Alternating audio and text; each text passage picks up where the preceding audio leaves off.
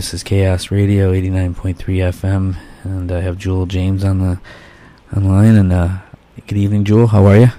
Oh, pretty good, thank you. Yeah, thanks for calling us back. And I heard from several different friends of mine that you will be coming through Olympia, and I wanted to give you a chance to share with us when you'll be here and what it's all about. And thanks for that work.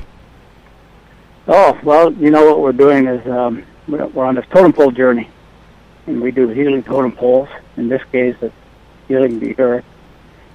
It's a totem pole journey that we're going to begin on September 15th.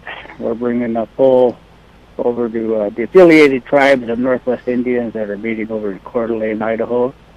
And we'll meet with the tribes there and ask for the tribal leaders to give us their blessings.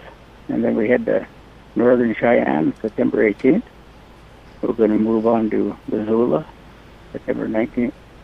Spokane, September 20th. Celilo Falls, September 21st. Portland, Oregon, September 23rd. And Olympia, finally, September 24th. Tacoma, September 26th. Then we're going to be up here just north of the Lummi Reservation on September 27th. Then we're bringing the totem pole up to Tsleil-Waututh Nation up in Canada, northern Vancouver. They're right there on the Fraser River, and they have concerns about not only coal, but the tar sand that's coming through their territory and being loaded into ships there at the mouth of the Fraser River.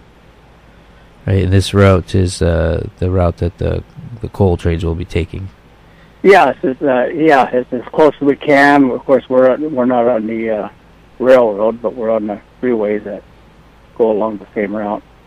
Yeah, I love. The thing is that it's a long ways, and there's going to be a lot of coal dust scattered every day for the next 30, 40, 50 years. We don't know if this coal port opens up. And it's they're trying to go through an ancestral land. Well, there's as you know, there's going to be quite a few tribal nations whose Aboriginal territory they're going to go through. You know, they have sacred sites, they have cemeteries, and of course they have treaty rights. All of them are fishing tribes, and all of them have concerns about contamination of the waters and the salmon habitat. They're worried about the mercury and the arsenic, which is a part of the contamination caused by coal dust. It will have a drastic impact on their water supply as well as their immediate environment. And we all know that the water itself has been changing because of some of the debris that's been coming from Fukushima. And from, I know from years of down in the Tri-City area, the plant that's there that's been polluting the water. And so this coal that's coming through, I remember reading that, like you said, no one really knows how much will go, but it will go into the water, which then will go into the fish, and then it goes right down the food chain, and we get it, and we know that it is one of the that causes cancer. Well, you know, it's really all about private business and private profit. But they're arguing, well, there's going to be a couple hundred permanent jobs created. Well, there's going to be thousands of jobs and tens of thousands of lives at risk because of the contamination that the coal dust, the particulates that are falling off the train will have. You got a couple ways that it comes off. Well, three ways. It comes off as a major dust, and they're saying, well, we're going to spray it before it leaves the area. Well, that just, as soon as the train starts shaking, that spraying doesn't do anything. You know, and so you got the heavy dust coming off, and then you got chunks of coal falling off because they overload it. And then when it rains, it seeps through all of the coal that's on each cart and comes out the bottom. And so it's just constantly leaking into the environment. You know, we're already fighting each other over water, good water. You know, the cities and the counties all trying to share. increase the amount of water they're getting out of the Columbia River or any of the major rivers. And along comes the train. And the upper estimate that I've seen was that there's going to be about 3.5 tons of dust and coal particulates falling off the train as it moves from Wyoming to the west coast. For each train, you multiply that by the number of trains per day, per week, per month, per year, and pretty soon you're into hundreds of thousands of tons of coal being distributed in between the states, all along the route. And I think we all need to be concerned. And it's time that we pay attention to what we do. Absolutely. And I remember talking to you once up in Seattle at I think it's the Seattle Homecoming, and you're talking about how you have 7 generations in your house, and how they would talk about the times when things were so plentiful, and that you could walk on the backs of salmon, and that berries and all kinds of this was eaten here, and I know that there's still a lot here, but I could just imagine less than 100 years ago, and like you were just saying, it's up to us to make sure that there's something still here. The people, they live in the immediate. Just here in Bellingham, we see the Bellingham Bay is halfway full of smoke coming from the mountains after the logging, clear cutting. My grandfather says, grandson, the waves used to hit the bank right here. This is way up inside the mouth of the river. And now look at it. And even in my lifetime, it's gone out twice as far. When the tide's out, half of Bellingham Bay now is dry. So that same river where all the cities are trying to extract more and more water out of it. And because, some of them have caused agricultural pollution of their own aquifers, where the pesticides have seeped into the ground and they can't use that water for drinking now. And so they go to the river and take the water out for their agricultural needs as well as domestic use. Well, the thing about the coal is that the coal is going to want millions and millions and millions of gallons of water out of the same river just to keep the coal sprayed down. That's how they're going to keep it from creating a major dust storm and hitting all the surrounding households and communities.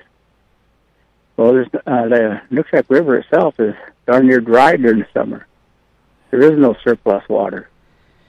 And right now, the counties and cities are beginning to try to negotiate for what's left.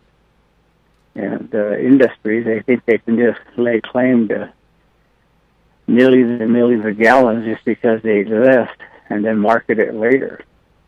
So we have a big problem with this here in the Whatcom County itself, but it's a concern for all people from northern Cheyenne all the way to the west coast.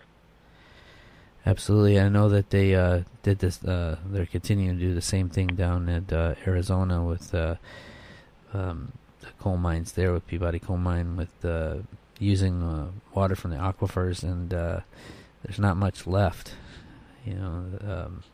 for them to use. Well, that one thing about Peabody mining is that they pretty much raped the Navajo Nation. It's considered a national sacrifice, though. And so the corporation gets to go in there and just reap all it can and tear up the environment. And so it's not only coal, it's uranium mining taking place on the Navajo Nation, causing cancers amongst the children and the elders, but it's also taking away all their limited water supply in order to transport their coal as well as keep it watered down. So for the benefit of the corporation, all the surrounding communities are suffering. And that's what I tell people. I said, we say, well, the corporation has legal rights.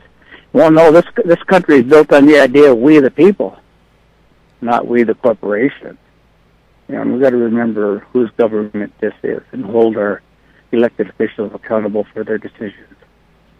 Absolutely. And so I wanted to, you will be in Olympia on the 24th, which is exciting, and you'll be in the Capitol down by the fountain for people to, that are in this area to come down. But they can meet you on all parts of the route.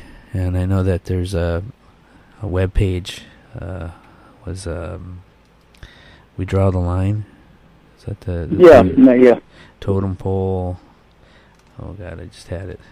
Just left it. I'll have to look it up and put it out there. But how can we also have a website? You know, I mean, we're carving the pole and we're finishing painting it this week. But we're going to be heading out next weekend.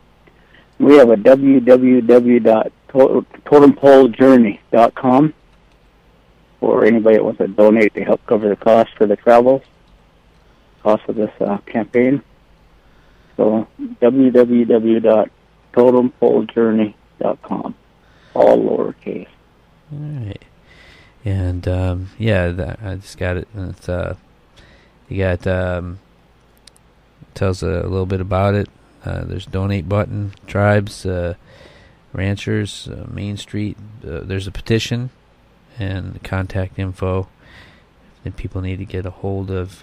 It's got the phone number here: 360-758-4979.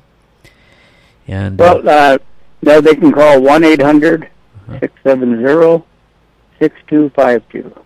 1-800-670-6252. All right, and I'm looking forward. I'm hoping to get down there myself to be a witness. And I know what I loved about what I read is how the Totem Pole is taking that journey, that the coal, as close as it can, like you were saying, that the coal travel coming up and putting into a sacred spot in the nation that will hold those prayers. Well, not just that. We hope people come out and they participate in the ceremony and pray for the earth, pray for each other. You know, we all do it in our own way. But just come together and support the idea that we're here and we're not going away, and we need to make sure that we create a better world for our children.